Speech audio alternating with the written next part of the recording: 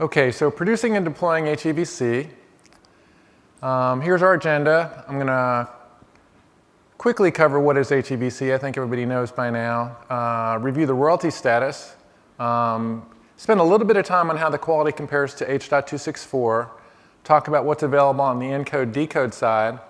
And then look at where the markets are, for OTT and for streaming to both desktops and mobile. And then we should have time at the very end for a where I messed up section. And we have a gentleman here from MPEG LA who just loves pointing out how the speakers mess up. So he'll be chiming in. And in all seriousness, I think I'm pretty up to date on where HEVC licensing is, but I'm sure I've missed a couple things. And Bill Geary here is from MPEG LA, and he'll fill us in.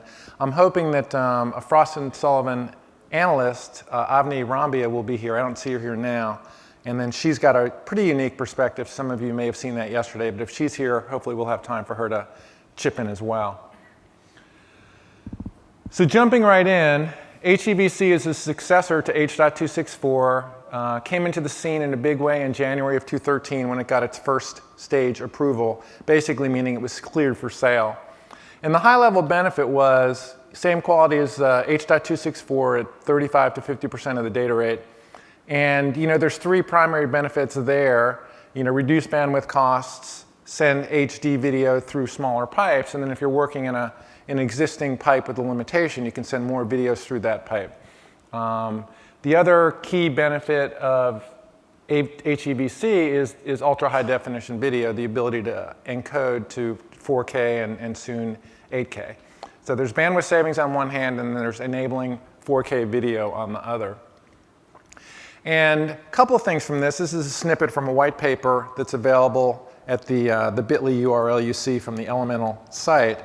And I just wanted to point out that there's a lot very similar with HEVC with MPEG-2 and with H.264. So it's not like you're working with a brand new codec that you're going to have to learn everything new to work with this. You're going to be using IP and B frames. You're going to be using blocks, transforms. You're going to be using entropy coding, CABAC. So a lot of this stuff, and we'll look at this with a couple of encoding tools, a lot of this stuff is going to be very similar. So moving to HEVC is going to involve one or two new encoding parameters, but that's pretty much it.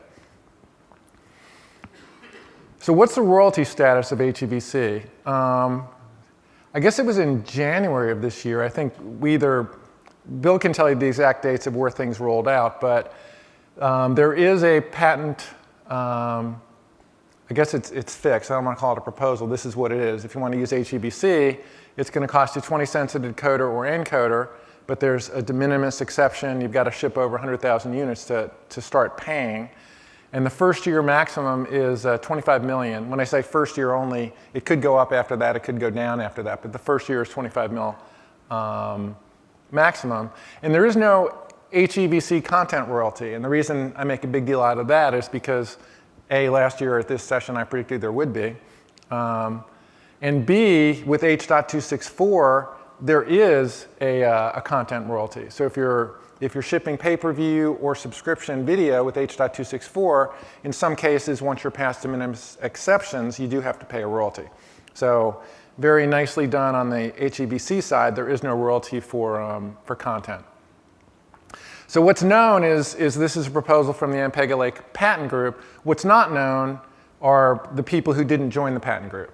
And there's an article from, I guess it's CNET. They've got Stephen Shankland's a really talented reporter.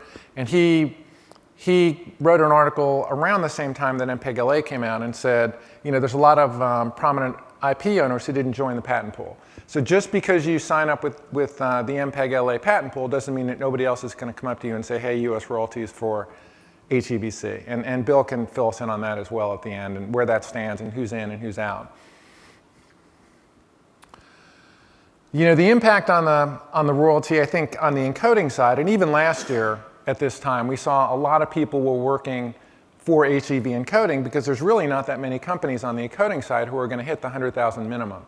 And those that do are usually going to hit the maximum and are really, really big companies where 25 million isn't that big a deal. So, companies like Sorensen or even Elemental or Digital Rapids, they're not going to ship more than 100,000 encoders. And even if they did, if they're selling their encoders for $20,000, so a 20-cent hit isn't that big deal. So on the encode side, the royalty status really didn't really hurt things. And on the decode side, from a hardware perspective, these units are going to sell in the hundreds of millions, so a lot of people are going to be paying the royalty here. But again, they're selling the chips so they can offset the 20-cent cost. I mean, that's not a big deal either. And I think where the royalty really has had a significant impact, from the start and continuing through today is on the software side.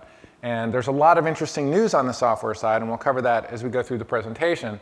But I think that's where the royalty has had the most significant impact in my mind in slowing the utilization of HEVC where it really could be being used today. So what are the quality expectations of HEVC? And we covered this kind of at the start. It's supposed to deliver the same quality as H.264 at between 35 to 50% the data rate. Okay, and those are the bandwidth savings we talked about. So what I spent the last week or so doing was kind of testing that. And I looked at 3 different files. I have an animation, which is a 2-minute segment of the Syntel animation. I have a movie trailer, 2 minutes of Tears of Steel, and then I have a real-world video. Because movies are different, right? It's minimum depth of field, not a lot of focus, really easy to compress. Whereas I wanted to look at talking heads, high motion video, everything's in focus. I chose 2 HEVC configurations. I looked at 720p at 2 megabits per second and 1080p at 4 megabits per second. And then I encoded in 2 H.264 configurations. The 4 megabit per second is the 200% of the HEVC target. So if the quality is the same with HEVC at 2 megabits per second, we've met our same quality at 50% the data rate. And then I also tested at 3 megabits per second, which is 150% of the target. And then I used the Moscow University video quality measurement tool to compare the quality. And what the video quality measurement tool does, it gives you a bunch of different objective metrics. It can give you PSNR, peak signal or noise. It can give you SSIM. And the one I like the best is the VQM, video quality metrics. And that's the one that really worked the best for me. There's a review of the Moscow University tool at the bit.ly link you see on the page, and that just came up at Streaming Media Europe on their site in the last couple of days. So if you're interested, what I like about the objective measurements is that you're looking at 2 videos side by side, you're looking at them in real time, you're looking at them even still frames, and if it's a 2 or 3% difference, it could be significant in some applications, but you just can't see it. And you can't see it reliably. So getting the objective metric really helps you understand what the differences are. And this particular tool, once you see where the differences are, you can actually view the frames, side by side, and really zoom in on the subjective quality as well as the objective. So it's a very, very cool tool if you're into what we're doing. And then here's the numbers, and this is a little bit of a hard slide to work through. So let me do that. We've got making these video guys work.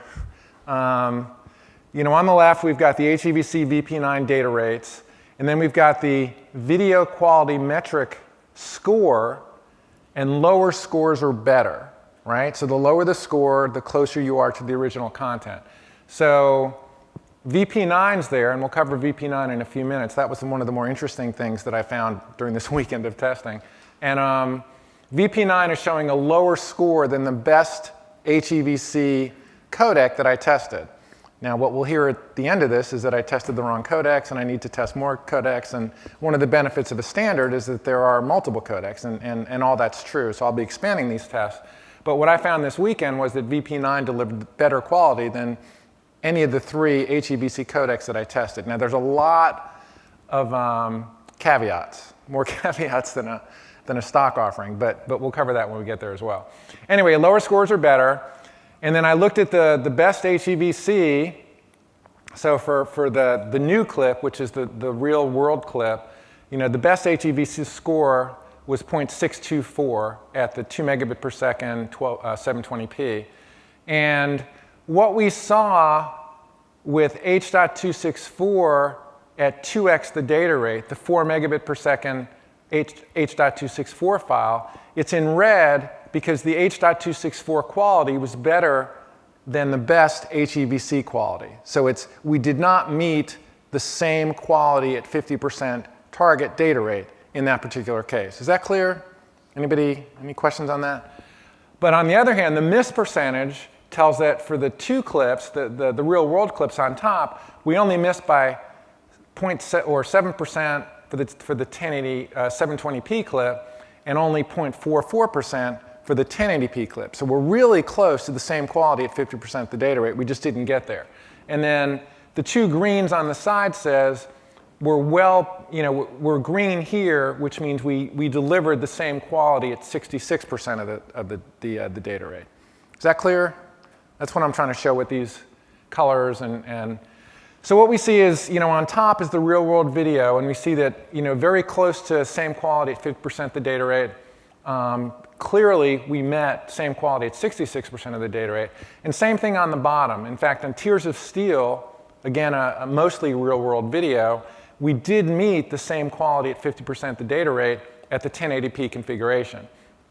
We did not meet it at 720p, but we only missed it by 5%. So that's pretty close as well. But the two animations, at 1080p and 720p, we're seeing a 27% miss and a 14% miss.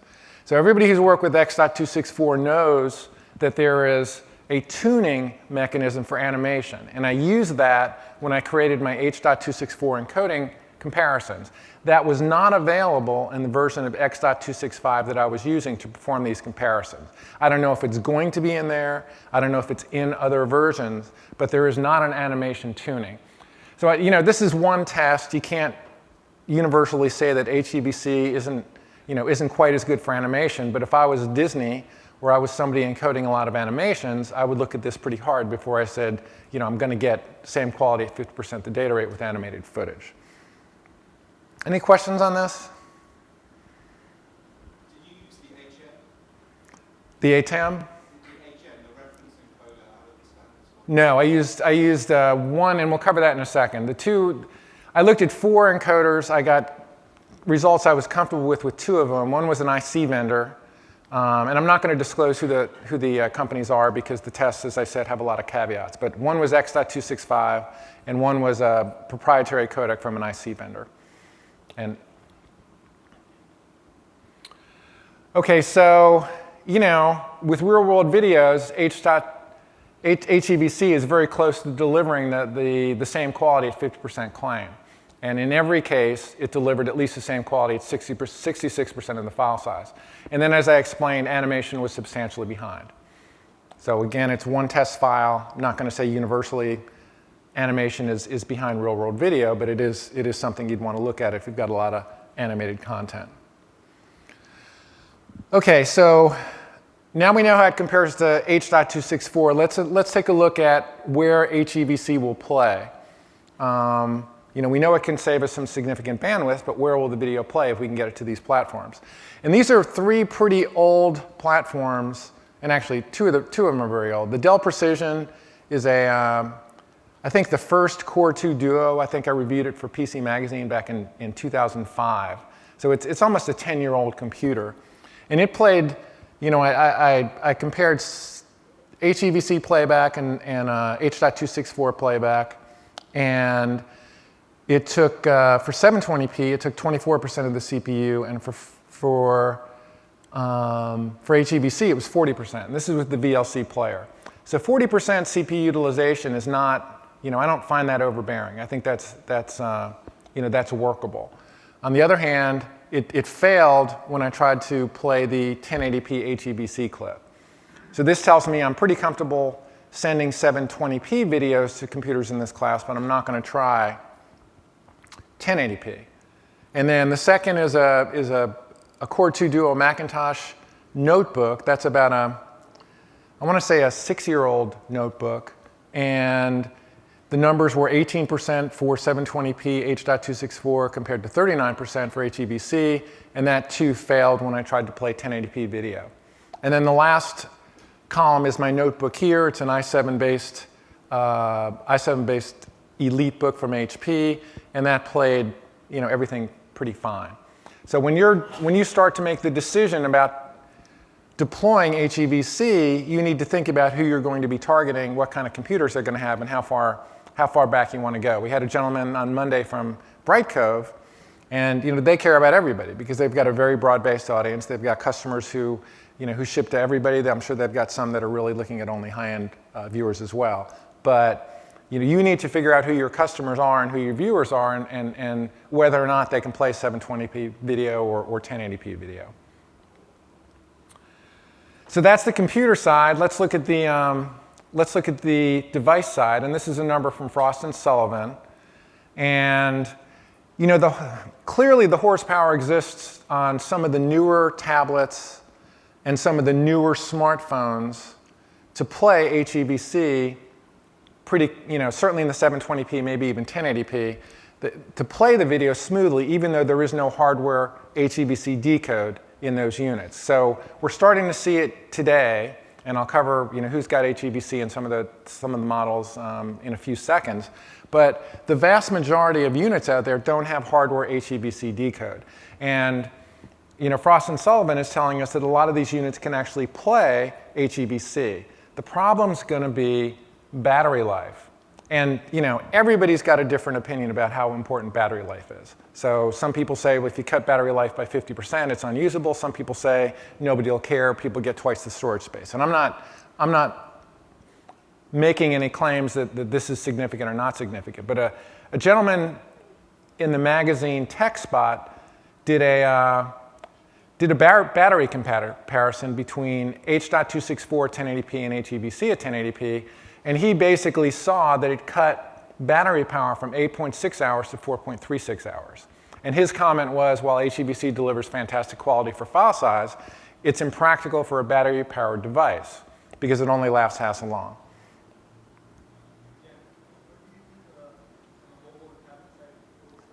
I can't hear you, I'm sorry.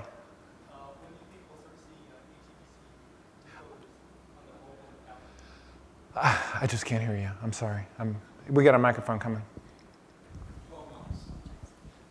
Have you heard anything from the chip manufacturers as far as timeline when they think mobile and tablet will have built-in HEVC hardware decoders? We're starting to see it already, and my analyst friend from Frost & Sullivan is here, and she will, I'm sure, fill us in towards the end. So we'll,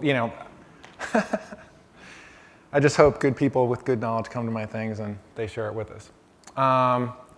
So the bottom line on the playback side, and this is are the devices capable of playing it back? Not can you send the, playback requires two things, right? It requires a player and it requires playback, capabilities. So we're judging the playback capabilities. We're not judging the availability of a broad-based playback software program. And that's what we're going to cover in a second. But strictly from a playback perspective, I think if you're streaming to computers, 720p is looking pretty good. Again, you're going to have to make the decision which class of computers you're trying to ship to, and then you're going to have to figure out whether 720p or 1080p is the right configuration. If you're streaming to mobile, I think only the most recent generations can play it back in software, and even then, you're going to have to understand that the battery life is going to be significantly limited. And then OTT, of course, if you buy an OTT decoder, it's going to play back HEVC. That's not going to be an issue. What about the infrastructure? I think on the encoding side, pretty much every vendor is on board HEVC. There's a lot with real-time hardware encoding. So, I don't think that's going to be an issue. What will the configurations look like? It's going to depend on different vendors. They're all going to have different ways of looking at the encode decisions. But as I talked about a moment ago, there's a lot in common with what you're already using. So profile, bitrate control, GOPS, keyframe interval, B-frame interval, all that is stuff you're going to have to plug into your HEVC encoder. And this is an approach taken by Main Concept in their Total Code Studio. And you're seeing a couple of things, 2 or 3 HEVC specific encoding parameters like coding tree unit, sample adaptive offset, wavefront parallel processing. What we're not seeing is any kind of use case that says, use this when, or configure this how, depending on what type of footage you're encoding. So I did a little bit of that with some tools. You'll see that in a moment.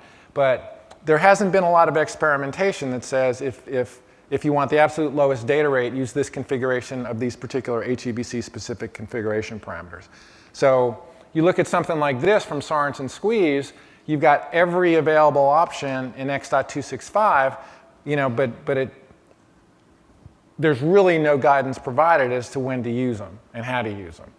And again, that's something I'm starting to look at.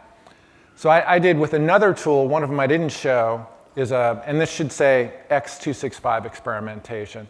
So this particular encoding tool offered me the ability to tune for PSNR, to tune for SSIM, and to change the preset to the same range of presets in X265 that you see in X264, from placebo at the slow end to very fast at the top end. The default is medium, but if you change the preset to very slow, and again, these are VQM scores, lower scores are better. So the baseline isn't baseline profile. The baseline is, that's the file that was encoded normally. And then I tried, well, what does tuning PSNR do for me? And tuning PSNR increased the quality by 0.63%, not much there. Tuning for SSIM, 0.43%. But changing from the medium preset to the very slow preset gained me close to 7% quality. And that's pretty significant, because if you turn that around, you can shave 7% of the data rate and save some bandwidth. So, and interestingly, if I increase the data rate by 25%, I only increase quality by 6.6%. So using the very slow preset had better impact on my quality than increasing the data rate by 25%. So all this is a long way of saying that you're going to have to experiment with your HEVC encoding parameters to get the best possible result. OK, so now let's get to my, how I spent my weekend before Streaming Media West. And this was, there has been no information out on how VP9 compared to HEVC that didn't come from Google. And even that was kind of, you didn't really know what the result was going to be. But I guess everybody assumed that HEVC was going to be a whole lot better than VP9 at similar data rates. And my test this weekend seemed to refute this. But again, I had some issues that I'll try and explain at a high level. So what I did was I came up with three different source clips produced in 3 different configurations, the ones we saw a moment ago with H.264 as well as 4K. And then Google produced the files for me in VP9 format. So, and that was really nice because there's not a lot of encoding tools that do VP9. So Google produced the VP9 files for me. They supplied command line parameters so I could duplicate the tests, but I haven't done that. And I haven't even looked at the command line parameters because everything went to pod as soon as I started trying to get the results in. The IC vendor, they encoded theirs and sent me the results. So I don't know how long it took. It's a chip-based technology. I'm sure they have emulators. So I don't know how long it took, what presets they used. I said, use a preset that would be reasonable. Don't do the highest possible quality because nobody's really going to use that. Use like a medium preset in X.265 parlay. What they did, I have no way of verifying at this time. And then I produced a set from an encoder that used X.265. And the reason I'm not telling you who it is because the encoding vendor didn't review the presets. I've encoded a lot of files in my time, but I'm not going to say this is the best the encoding tool can do if I don't let the encoding vendor have a chance to review it. And then I converted the files to YUV for testing with the MSU, the Moscow University VQMT tool, because that's what you have to do to all your encoded files to get them to one format that the tool can use. What happened was FFmpeg inserted an extra frame in some of the files. So if you have an extra frame in the file, you can't get an accurate objective measurement, right? Because the frames don't map with the source frame. So I had to use another tool, it was Total Code Studio, to remove the frame and then re-output in YUV. So the files are in YUV at all this time, but there's a couple of processing steps in some of these files. And the processing steps are what worries me, that the results aren't, 100% kosher. And that's why I'm not disclosing who the vendors are, and I'm not saying this is fact. I'm saying here's what I did and here's what I found. But all that said, the VP9 files, on the files that were not and were post-processed, and I didn't have to post-process all of them. Some worked some of them worked fine from the start. Always had a higher quality than any of the HEVC technologies that I tested. So the VP9 files performed very well, either with or without processing. And the HEVC files, both with and without post-processing, were consistently of lower quality, usually at the same percentage. So it wasn't like the files that were post-processed were much worse. Everything seemed to fall into line irrespective of how the processing took place, but I wasn't able to do the test to make myself feel comfortable that the processing didn't skew the numbers in some way. And then, perhaps most important, I didn't really, Google encoded their files, so Google could have, spread their encode over their entire YouTube encoding infrastructure and process the hell out of the files, and I won't know that until I go back and look at their command line interface and go back and run some comparative encodes on my HP workstation. And then, as I said, Avni, who's here now, she said, I tested the absolute worst codecs I could have tested, and if I test others, I will get much better results. And long story short, we're going to be doing this for Streaming Media Magazine in the next couple weeks, because I think it's a very important issue. And then I haven't looked at the VP9 playback side, right? So we looked a moment ago, and we saw that HEVC played back at 720p on a pretty low-end computer fairly competently. So I didn't do the same test on VP9. If VP9 doesn't play on anything but a supercomputer, we don't care what the quality looks like. So everything's a balance, right? What's your question? So the question is, were these single pass or multi-pass? Can we give him volume, please? Okay. Were these single pass or multi-pass encoders? Good question. Because I believe Google's VP9 only works in dual pass, so it's not really fair to compare a dual pass encoder versus another encoder that's single pass. The IC vendor was I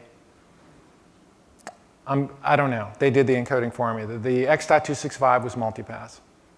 And VP9, I don't know. I'm assuming you're correct, and that's multipass as well. Okay, with all that said, here's my results. So we have, the HEVC IP provider. Those are the numbers. Again, lower scores are better. X.265. So the lowest HEVC is the lower number of the two. Usually that was the IP provider, as it compared to VP9. And we see that VP9 was consistently, in all areas except for the Tears of Steel 4K trailer, was in some cases significantly higher quality than HEVC. Now we looked a few slides ago, we saw that if you encode using the very slow profile with X.265, you get a 7% increase in quality. So you can look at this and you say, well, in a lot of cases, if you just use that profile rather than the medium profile, you would be better than VP9. And certainly that's true. So I've got to go back and I've got to do a lot more testing and try and figure out a way to kind of standardize the encoding times and look at the decode side and make sure that the processing I had to do didn't impact these results. But the bottom line is VP9, what I'm absolutely confident in is that VP9 is going to be very competitive from a quality standpoint. May not be better, but it will be very, very competitive. And that's not really that surprising, because if you go back and you look at VP8, which is obviously created by the same team, it was a very, very good high-quality codec. The problem was the world didn't need it, because H.264 was free and it was in Flash. So that's why VP8 never took off. It wasn't because the quality wasn't good. It was because the world didn't need VP8. And we'll see in a moment, the world does need VP9. So the question is, does it matter that VP9 quality was very competitive with HEVC? And in OTT, probably not. In broadcast, probably not. In mobile, probably not. But in distributing videos to computers and notebooks, which is still pretty dang relevant, hold that thought. Is Firefox and Opera important? OK, so that's the encode side. Let's look at the decode side. So the first software player that shipped with HEVC decode was from DivX. And I should have asked the gentleman here from DivX was here a moment ago, but he was here Monday, so I told him there wasn't going to be much new. But I think the installed base is somewhere between 10 and 20 million, which is a really good number, except it's not ubiquitous. You can't count, if you're ESPN and you're trying to consider whether you should use HEVC video, you can't count on 10 million users out there. It's just not a big number. You need 97%. You need what Flash can give you. You don't need what these tools can give you. And then VLC Player shipped with HEVC in November 2013. And I'm sure there's dozens of millions of that player out there, but again, it's not ubiquitous, so it's not something you can count on. And what my personal hope was that Adobe would, like they did with H.264, Adobe would say, we're going to include HEVC playback in Flash. We'll do it on, January 1st, 2014, and 2 months later, the world will be, there'll be enough HEVC decode out there to start using it. But Adobe said they're going to include it in their primetime platform, which is a premium platform, but not their general purpose Flash player, because I don't think they see the benefit of paying $25 million just so the great unwashed out there can watch HEVC. If you license primetime, you get HEVC decoder, you will in 2015, but it will never ship as a component of the Flash player itself. So it's really up to the browser vendors via the media source extensions and Dash to supply HEVC decode. So what are the browsers doing? Not much, but there's some fun things happening. So when Apple shipped the iPhone 6, they included HEVC encode decode for FaceTime only. So that's a big deal because once they include that and presumably it's in the hardware, it's in the CPU of the device. Once it's in there, they're already paying the royalty. If they want to use it for HEVC decode from Safari, if they want to use it for encode decode on the camera, they can. Now, $25 million isn't a huge deal for Apple. They're not going to do it or not do it because they've already paid for it. But they're going to hit the maximum royalty on iPhones and iPads because they're going to ship more than 125 million of them. So Safari is going to be free. Will they include HEVC decode in Safari? I don't know. Maybe Bill can share what he knows. My guess would be they probably will. They're in the patent pool. There's no reason for them not to. But we don't know now. So I'm guessing mid-2015. And then the question is, how far back will they go? Will they include it in Safari? Will you need a certain operating system level to get that, or will it be general purpose Safari? Not so important with Apple as it is with Microsoft, because most Apple users tend to upgrade to the latest operating system version. Whereas on the Windows side, as we all know, there's been a lot of reluctance to upgrade to Windows 8. Windows 10 is coming.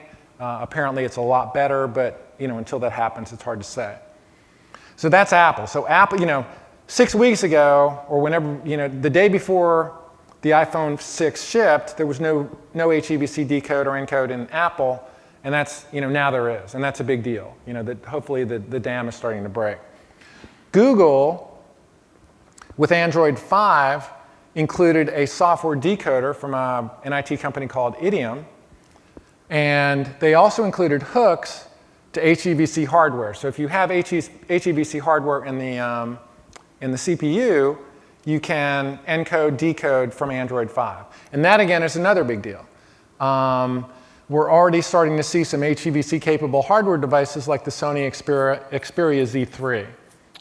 And you see links to all the sources in the articles. Now, I don't know if Google's only going to pay royalties on the Android versions they ship. So they may or may not reach the maximum. I don't know how many phones they ship from Google. And again, I don't think the 25 million is strategic for them as well. But And also they're pushing VP9, but I'd have to guess that sometime in the next 6 months, they may include HEVC decoding in Chrome. And again, maybe that's something Bill has knowledge of, maybe it's something he doesn't. And then Microsoft included or announced that they were going to include plans to include HEVC decode in Windows 10. But that's not going to ship until 2015, and we don't know how far backwards compatible that will be. So with the media source extensions, which is a critical extension to HTML5, Microsoft is only including that in versions of IE that go to Windows 8.1. So if you're Windows 7, you don't get it. If you're XP, of course, you don't get it. So how far back Microsoft decides to take this is a huge deal. Specifically, again, because I don't think you're going to see, you can't guarantee the uptake on the new operating system like you can with Apple. Hopefully Windows 10 will be better, but until we see it, we don't. And then, will Firefox and Opera ever license HEVC? I think it's really doubtful, because they never licensed H.264, and the maximum, or the yearly maximum goes from 6.5 million for H.264 to 25 million for HEVC. So I don't see these companies ever doing it. And what's interesting there is, this gets us back to the question of how relevant is VP9. And HTML5 then, so this is pre-MSE, pre-VP9. We had two camps. We had WebM on the left, which included Chrome, and then Opera and Firefox. And then we had the H.264 camp on the right, which was, again, Chrome, Internet Explorer, and Safari. And you could only create the H.264 file because Firefox grabbed H.264 decode from the operating system if they didn't have it in the browser, which they didn't. And if that didn't work, you could always fall back to Flash, because H.264 decode was in Flash. So that was then. And this is now. So we've got Firefox and Opera, who are never going to license HEVC. Again, Bill could prove me wrong, but that's kind of my prediction. And then we've got expected HEVC uptake from Chrome, IE, and Apple. But there's no fallback because there's no operating system support. There's no HEVC decode in the operating system, and Flash doesn't have it. So the only way to ship UHD video to Opera and Firefox is by using VP9. So what we've seen is that VP9 is at least as good as HEVC, subject to all the caveats I talked about. And the only way to reach Firefox and Opera is with VP9. And if we look at browser share today, so we spent 5 minutes looking at what Microsoft might do, what Apple might do, what Google might do, and then what we have today is the browser share that's VP9 capable. Again, today, these browsers can play back VP9, and then the percentage of HEVC capable browsers today is 0. So explain to me why VP9 isn't important. It's coming. This is the first animation I've ever put in a slide deck in my life. OK, so go ahead. So on the previous slide, you said that both Windows and OS X is likely to add HEVC support. And if that's the case, then both Firefox and Opera will be able to pick up support for HEVC from the OS. Yeah, I'm aware of that logical inconsistency. I just think that, Windows 7, there's going to be a huge installed base of Windows computers out there over the next 12 to 24 months. Windows 10 hasn't shipped yet. It's not going to ship until 2015. If you look at 8.1 as a guide, and I realize that's a pessimistic guide, I think 8 is like at 5% of computers. So HEVC is not going to be in Windows 7. It's not going to be in Windows 8. So it's only going to be in Windows 10. And so even if you have that here, it's still going to be a relatively small number for Windows. And that's the, Mac is great, I love it, but it's still only 5% of the market. So really, the only reliable way to reach Opera and Firefox is going to be through VP9.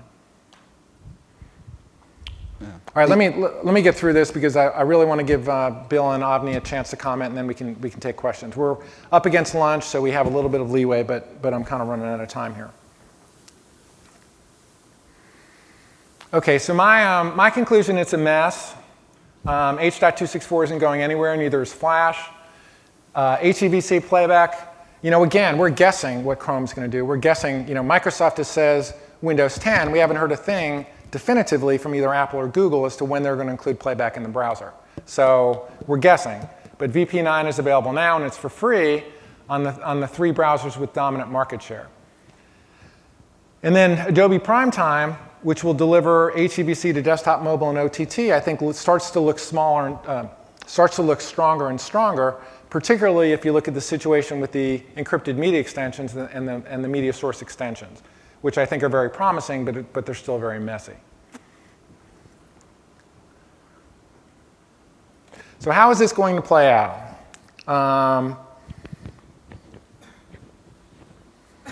Over OTT and then streaming monetized and free content to computers and desktops. So OTT, basically two distinct markets. One is going to be for 4K, one's going to be for bandwidth reductions or more videos through the same pipes. And obviously UHD is going to be driven by TV set sales, which aren't amounting to much according to these projections. We're also starting to see some incompatibilities. I'm not saying this is a pervasive product, but there was a Panasonic TV set that wouldn't play Netflix, HEVC. Some of the first generation sets have only main decode, not main 10. I think that's going to be a big deal for reasons you'll see in a second. So there are some incompatibilities. There always are when new technologies come out, but we're talking about a $500 to $2,000 TV set. It's a pretty big deal. We're also seeing some movement towards higher quality color on these UHD sets. So there's a standard called Rec 2020 that specifies 10-bit color in ultra-high definition television sets. The first generation of UHD sets didn't support that, but Hollywood is saying we really want 10-bit color and high dynamic range video because, the fact of the matter is nobody can tell the difference between 4K and 1080p at 10 feet unless the TV is, the size of a car. So why should we re-encode all of our libraries just to help people sell 4K TV sets when our videos aren't going to look any better? We want high dynamic range. We want 10-bit color. And so we've got the Rec 2020 standard coming. And then we've got ultra-high dynamic range technologies coming. And this is simulated Dolby Vision. This kind of shows a simulation of what I'm talking about. If Hollywood doesn't want to rescan all their videos to go to the video on the left, if they think in 2 or 3 years they're going to get videos that look like that on the right. So there's a lot of reluctance in Hollywood to convert all their content to 4K because they're saying, we want better TV quality and we think we're going to get it. And then, can you even deliver 15 megabit per second HEVC over the internet? And this is from a Wall Street Journal article. Everybody knows about the net neutrality arguments that we've been hearing about.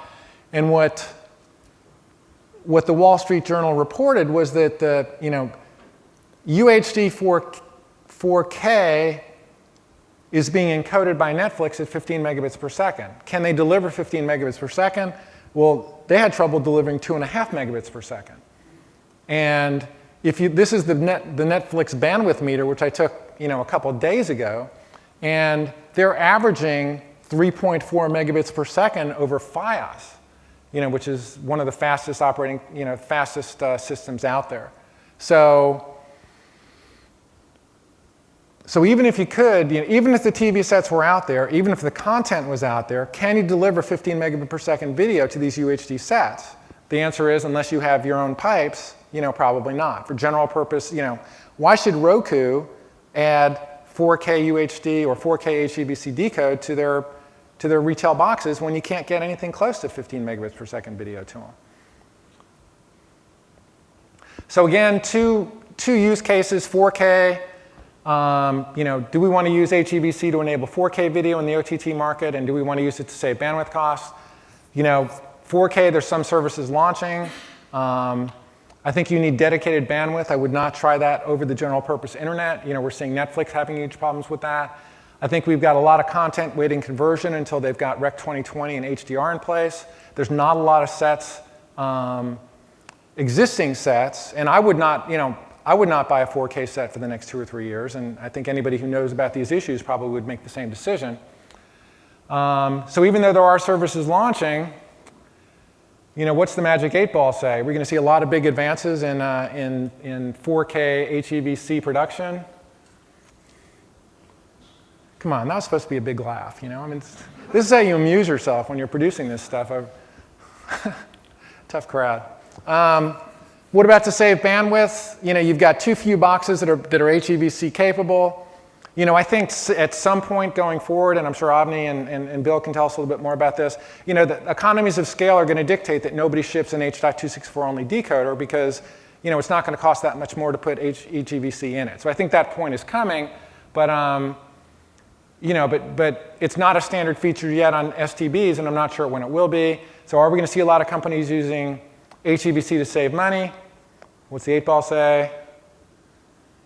Cannot predict now. What about premium content to mobile and desktop notebook computers? As we saw, there's no free general purpose decoder. When I say monetizable, I mean DRMable. And I think Adobe has a really good chance to grab a lot of that because I think they offer the most. Because really, unless you're Netflix, you can't make EME or MS.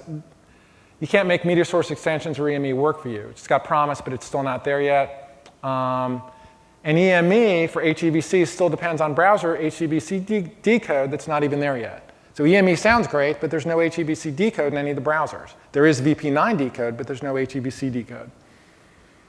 And then the vast market of the existing, the vast bulk of the existing mobile market is not, it may be HEVC capable, but there's no decoders, and it kills their battery life. So, how many people are going to be shipping premium content to these devices? I don't think we're going to see a lot in 2015.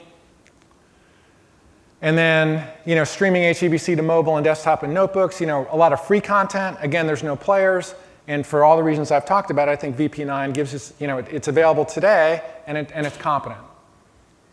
So, I'm not saying, it's totally clear to me that HEVC is the next big codec. I think VP9 is going to play a role in the general purpose computers, but it's not going to play a role in OTT. It's not going to play much of a role in mobile. It's not going to play a role at all in broadcast. And there's some closed systems today that should be looking at HEVC very closely, whether it's for security, in-flight entertainment, LTE, contribution markets, or even live event. I think Elemental Technologies use HEVC encode to get video out of a building, high quality, whatever resolution video at a lower bit rate than H.264 could deliver, but then they transmux that to H.264 for delivery. So in some specific markets, HEVC is going to make a lot of sense in the very, very short term, if not already. On the other hand, for short-term distribution to general markets, in the short term, I wouldn't count on it. Okay. Bill, can you take about 5 minutes? You want to come up? Sure, I'm happy to. So this is Bill Geary. He's from MPEG LA. And why don't you you're welcome to come up here if you'd like. Sure. I'm happy to. Maybe I'll do that. Maybe that's easier for the stream. Can we get the microphone up here? Pardon? Oh, here, Bill.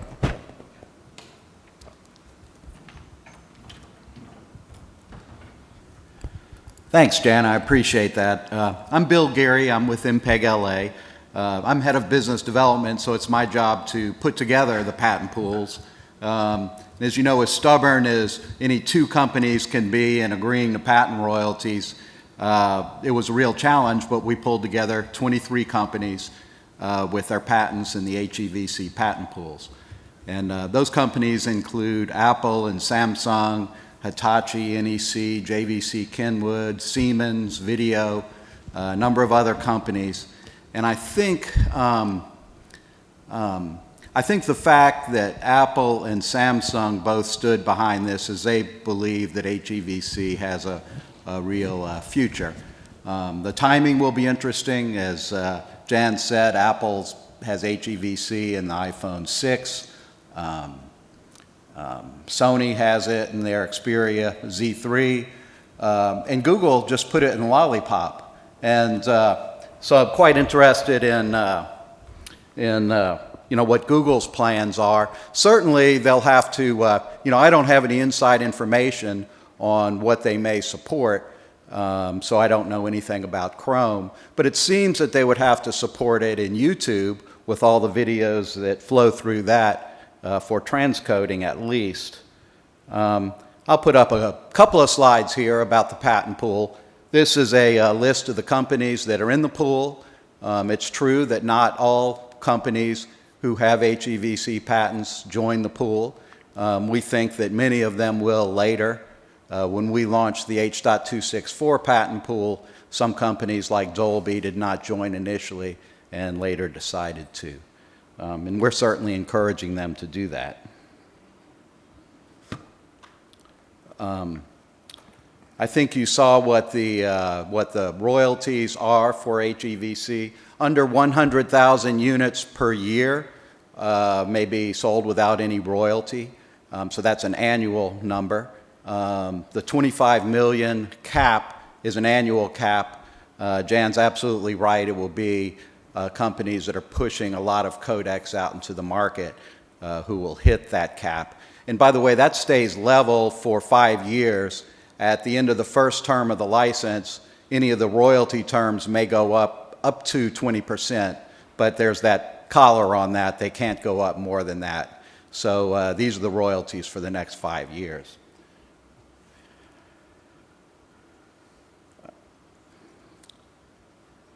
As far as when companies, like Apple may put it in Safari, I certainly don't know.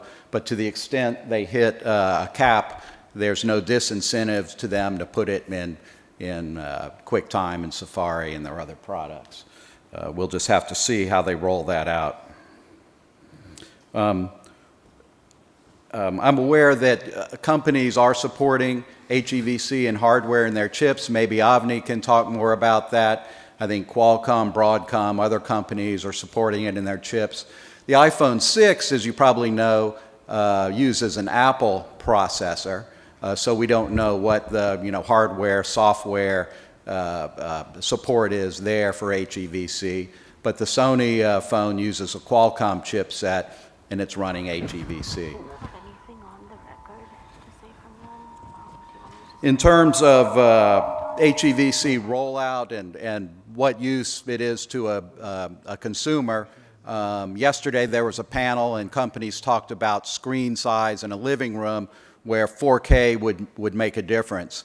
And I think 3 of the panelists said 55 inches would be the minimum size that makes sense for a 4K TV set. A gentleman from Sony said 49 inches. One of the factors in that is the distance you are from the screen. So in handheld devices that are held very close to your face, it may be worthwhile to have 4K on some of those devices. But I'd have to see it to believe it there. I think that's it. I'm happy to take any questions on the HEVC patent pool. Or any questions and then we in can let general. Avni speak. Yeah, Avni's cool. She says I didn't mess up enough to to make it public anyway. So why don't we just go to questions from the audience? We had one back there. Yes.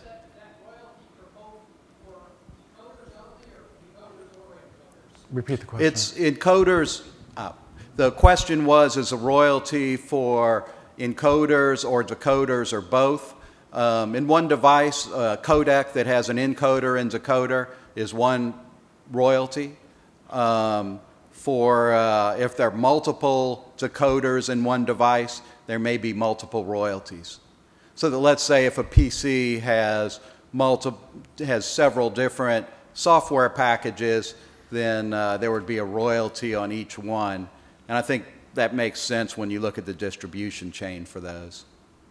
Good And question. does the patent pool have all the essential patents or a subset right now? It has a subset that we determined is a critical mass. And you know, we get that question a lot. I don't think we'll ever see a patent pool that has all the patents because it's up to each company to decide whether or not to put them in. You know, kind of like saying whether a media player covers every possible codec. Well, I think if you cover a critical mass of those codecs and bit rates, you probably have a useful media player. We wouldn't want to launch it if it didn't have a critical mass because it wouldn't solve anybody's problem. Any other questions? Well, thank you. Thanks, Jan. Thank you. All right. Thank you all.